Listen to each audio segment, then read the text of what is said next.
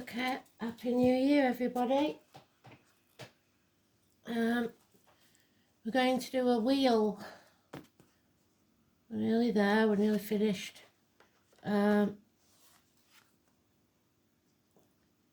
you have 12 months in a year. So you have 12 pals representing those 12 months, but also they represent the 12 astrological signs starting with Aries, and you have 12 houses starting with the first house of Aries.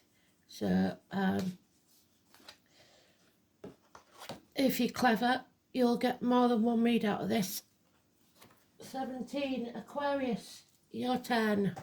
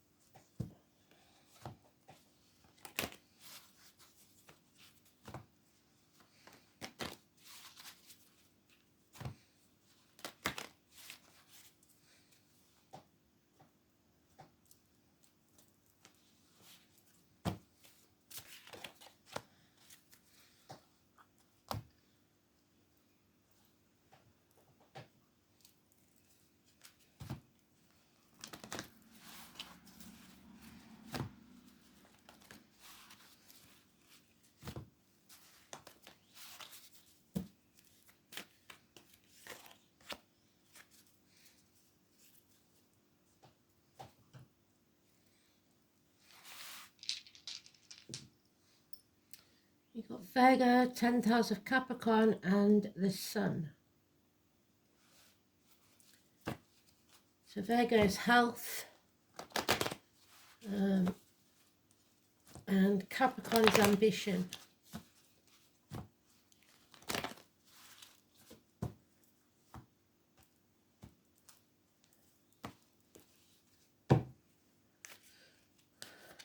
So January, February, March, April, May, June, July, August, September, October, November, December. Oh, we've had this 3 times now, and I've shuffled very well. You have an opportunity not to be missed. A seed is planted this year that will, if you nurture it, will grow and prosper. Successful businesses, proposals, new homes, whatever that may be, finances, improvements, if you nurture it. So hopefully you will.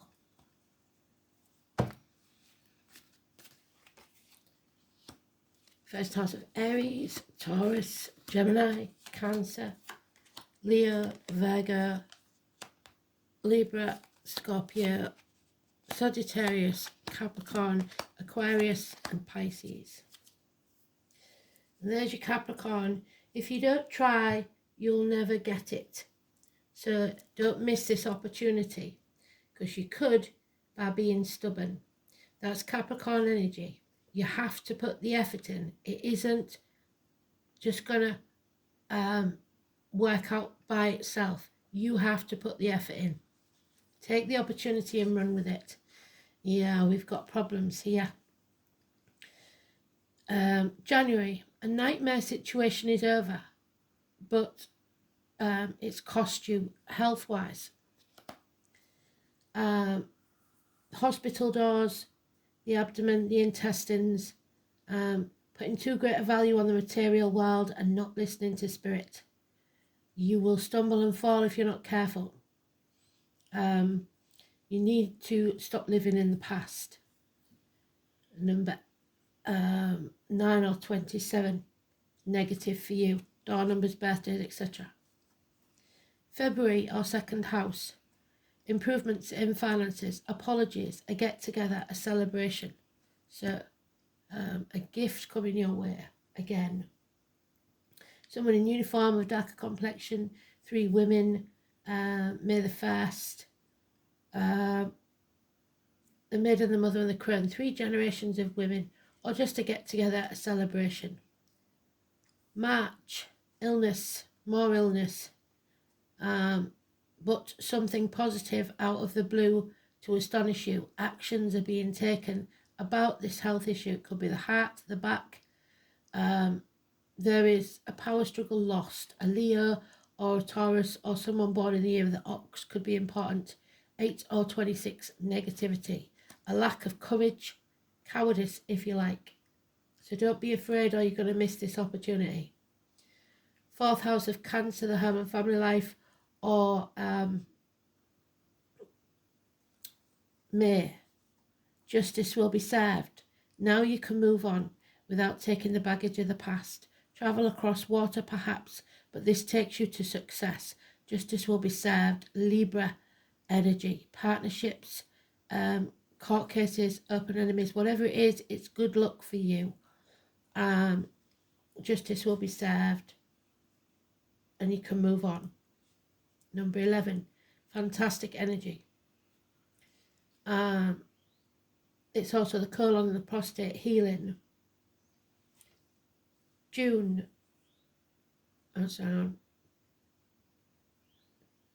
May, and the 5th house of Leo. There you are in your own read. Your wishes and dreams can come true if you don't take the moral high ground. So, face the chaos head on. Then there'll be hope, healing and freedom. Your 17 is massively important and it's positive, but don't be holier than thou because it will cost you. June, or the 6th house of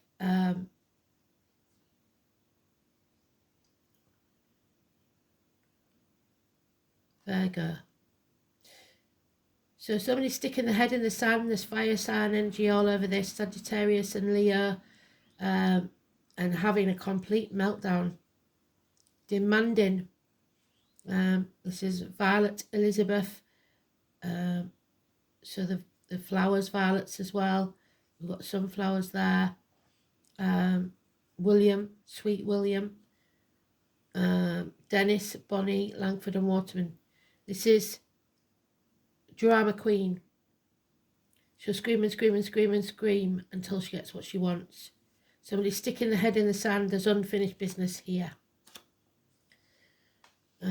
July, or the 7th house of Libra.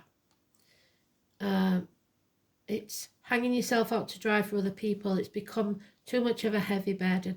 Someone may go to prison if they're not careful. It's being the martyr and the victim. It's letting people walk all over you and not putting your boundaries in place. So it's too much. You can't keep carrying this burden. 12, Pisces energy, negative. 8th house of Scorpio, or the 8th month of August. You finally see the light at the end of the tunnel, no longer torn. The path is not going to be easy, but nothing worth having is. Something comes to light that releases you from the mental prison that you've been in. There's nothing to fear but fear itself. So, yes, it's going to be hard, but it'll be worth it. 18. Spreading yourself too thin. 9th house of Sagittarius, or 9th month of September. No longer banging your head against a brick wall. Coming home to who you truly are. Again, a celebrational energy like you have in February. A beautiful reunion. Coming home. 10th house of Capricorn, or 10th month of October. We have possibly a divorced or widowed woman. A professional woman, possibly a nurse, a doctor, a lawyer, or a spiritual leader, brings peace of mind. And that's your card, Aquarius. It's time to rest, recuperate, and pause between battles. A holiday maybe. So you've reached equilibrium there in October. November, you've made a decision and it's brought you peace. You're no longer in denial. You're no longer protecting others. and you're no longer waiting for all the facts. 2 weeks, Mercury retrograde possibly. But peace of mind carries on from October to November. It's brilliant. December, don't hold on to the heartache. There may have been a third party, issues with the heart, minor surgery, or separations, temporary or permanent. Don't hold on. The more you hold on to something, the worse it will get. Let go and let spirit deal with it. So even if something leaves your life or someone for a while, let them go. Let them be free. Because nothing that's yours can be taken from you. It will come back to you. Don't be stubborn. Don't be greedy. Go with the flow. 4 years is mentioned, but heartbreak, sorrow, loss and separation is over. You no longer feel that pain. So, that's a good ending. We've got 10th house of Capricorn, which is, like I say, your ambitions. They are possible, but you've got to put the effort in. The knees, the bones, the workplace, the home, the government buildings, lock-ons, the colours red and white, outer environment, public life, social status, ambition, parents, career, trade or profession, recognition from authority figures. The 10th house is the point which we try to make our mark on the world. It describes what we desire to achieve, not only in the material world, but also in the intangible spheres. The planets in this house and the sign on the cusp indicate motivation or lack of it, to strive for success. With Saturn in this position, progress will be slow, but persistent, whilst Mars aims straight to the top. The sun simply has to shine, and you have to shine. Do your best. In the 10th house terms, career is about making an impact. This is a house that indicates professionalism, and you are professional. Although it is normally supported by other factors, Mars and Aries are traditionally associated with aggressive professions. We don't have that. Mercury and Gemini, with career involved writing. Saturn and Capricorn indicate teachers and upholders of the law. Jupiter, Sagittarius, Pisces, a travel agent or actor. Virgo, Sun,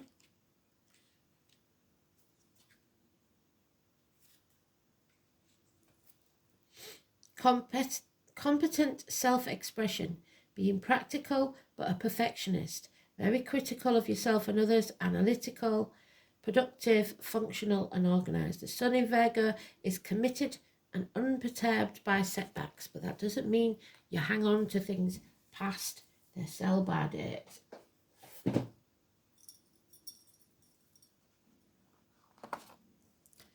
Manners, we've had this more than once. It's not all about you. It's also about the bigger picture. Other people are involved in this, and your choices affect them. So it's about the collective then. The appearance of manners always relates directly to you. It may signify your status, yes, and the way others tend to perceive you. It also serves as a reminder that we are all products of our experiences and upbringing, and urges you to take a look at your own conduct. Like I said, make sure you've got a moral high ground before you criticise others. The rune may well have further implications. It can reveal that you've been deluding yourself and that you are not the person that you thought you was. So maybe questions over paternity. So when this rune is prominent in your reading, it is time for a reassessment and examination of your motives and aims. Equally, the motives of others should come under scrutiny, and you should ask some searching questions before you commit yourself to anything binding. Manners is not a rune of haste, so it's important decisions are to be made. Manners appears in a reading. Take your time. Consult a trusted advisor who has no personal interest, especially a professional, in the situation, and wait to see what develops. Legal affairs and far-reaching decisions are likely when this rune is drawn. There is no reason to panic. If you slow down and look within, it is likely that you will find the right solution. When this rune is inverted, you must be aware that someone close bears your ill will. Manners usually indicates an enemy. This is not always so. For instance, some rune readers suggest it can denote male homosexuality or nervousness or a lack of courage that is the result of a life blighted by an overly strict father or a harsh authority figure.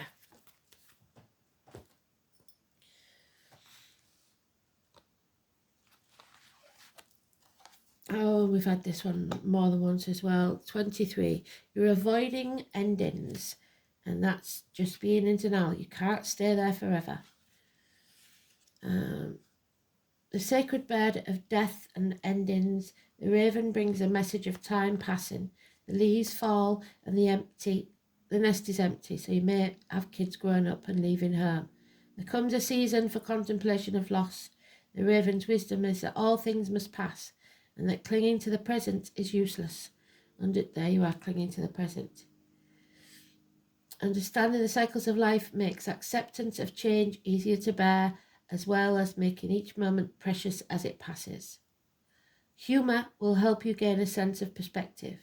So laugh in the face of adversity. Don't take yourself and the situation too seriously. Seek out reasons to laugh and smile. And you've got a couple there. Endings cycle grief, and accept the lesson of change. How is your sorrow serving you? And the River Queen, number 36. Water sign female, perhaps, not necessarily. So rivers travel over water. Turbulent waters and rapids to cross are directly ahead of you. You have no boat to navigate now. It's just you in the water going where it takes you. You have to go with the flow. That said, although the River Queen is your challenger, she has no intention of letting you drown. Even when there's a waterfall ahead, there is no reason to fear. And that's what you're doing, fearing. The River Queen will help you over it so that you can splash down into the gentle waters of the river below, flowing with renewed purpose to the sea. Be fearless now and go with the current of events. This could be a real adventure. So especially if you get the opportunity to go on a cruise or something like that, travel by water, I suggest you take it. Thanks for listening.